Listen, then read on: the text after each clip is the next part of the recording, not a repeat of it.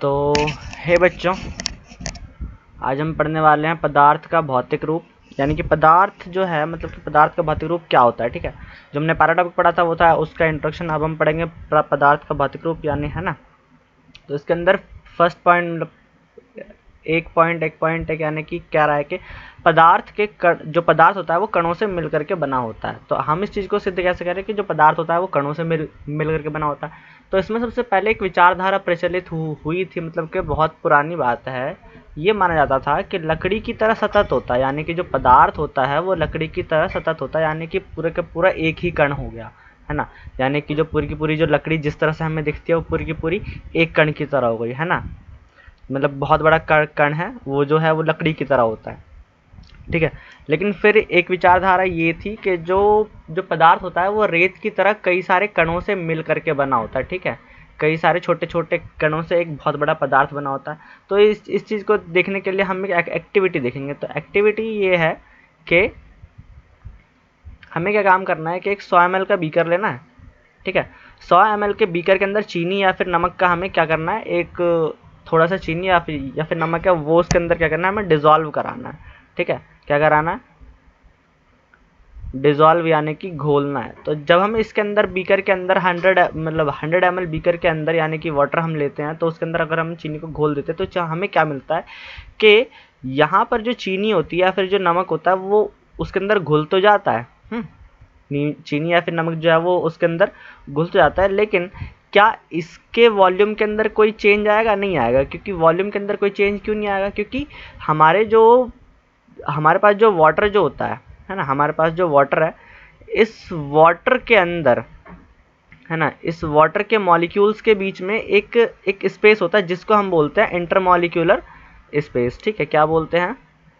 Inter molecular space. ठीक है, तो यानी कि वो जो चीनी या फिर नमक था वो इतने छोटे छोटे कणों के अंदर टूट गया। यानी कि अब हमें ये तो पता चल गया कि हाँ भाई, जो पदार्थ होता है वो बहुत ज़्यादा छोटे छोटे कणों से मिल करके बना होता है, लेकिन वो इतने छोटे छोटे कणों में टूट जाता है कि हमारे पास जो वाटर होता है ना, वाटर के मॉलिक्यूल्स जो होते हैं उनके बीच में जगह होती है जिसको हम क्या बोलते हैं, इंटरमॉलिक्यूलर स्पेस बोलते हैं। तो वो जो चीनी या फिर नमक होता है वो उस छोटे छोटे जो इंटरमॉलिक्यूलर स्पेस होता है उनके बीच में जाकर के क्या क्या होता है कि समावेशित हो जाता है, यानी कि वहाँ पे जाकर के बैठ जाता है। तो इससे हमें क्या पता चलता है कि जो भी हमारे पास मटेरियल होता है, यानी कि जो सब्सटेंस होता है, पदार्थ होता है, वो बहुत ज़्यादा छोटे छोटे कणों से मिल करके बना होता है। अब ये बात आती है कि जो पदार्थ के कण होते हैं वो कितने ही छोटे होते हैं, मतलब कि, है ना। यानी कि छोटे तो होते हैं लेकिन कितने छोटे होते हैं।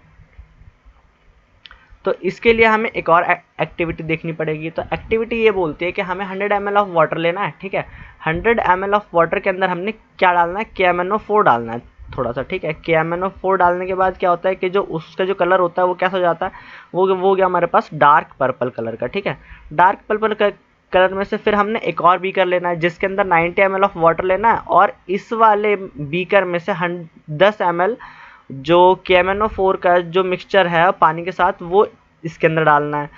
तो हम क्या देखेंगे, इसका जो कलर है वो भी कैसा है, वो पर्पल हो जाता है। अगर ये डार्क पर्पल है और इसके जो कण जब मैंने इसके अंदर डाले तो इसका रंग कैसा हो जाएगा, ये हो जाएगा हमारे पास कैसा, पर्पल कलर का। फिर हमें एक और भी कर लेना है जिसके अंदर 90 ml ऑफ वाटर रहेगा, और इस पीछे वाले हमें यानी कि जिसका रंग जो पर्पल था उसमें से 10 ml KMnO4 का जो मिक्सचर है वो इसके अंदर डालेंगे। तो इसका जो कलर है वो कैसा हो जाएगा, वो लाइट पर्पल हो जाएगा, क्योंकि जो कण है वो बढ़ते जा रहे हैं, है ना। जो कण है वो बहुत ज़्यादा क्या होते जा रहे हैं, बढ़ते जा रहे हैं। अब इसके बाद हम क्या करेंगे, एक और 90 ml का वो लेंगे जिसके अंदर क्या होगा, 90 ml वाटर रहेगा, और जब हम पीछे वाले टैंक में से यानी कि बीकर में से 10 ml KMnO4 का जो सोल्यूशन है वो इसमें डालेंगे। तो इसका जो कलर है वो कैसा हो जाएगा, वो जाएगा लाइटर पर्पल, यानी कि बहुत ज़्यादा कम पर्पल, यानी कि जो कलर है उसका बहुत ज़्यादा कम हो जाएगा, है ना।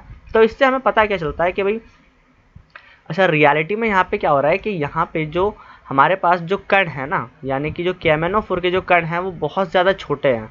वो इतने ज़्यादा छोटे हैं और इतने ज़्यादा विभाजित हो जाते हैं, यानी कि इतने ज़्यादा छोटे छोटे कण होते हैं कि KMnO4 के जो टुकड़े हैं ना, वो इतने सारे पानी को क्या क्या कर देता है, रंगीन कर देता है, यानी कि बहुत सारे पानी को क्या कर देता है, रंगीन कर देता है। लगभग लगभग अगर मैं एनसीईआरटी की बात करूँ तो वहाँ पे 1000 लीटर की बात ले रखी है, ठीक है।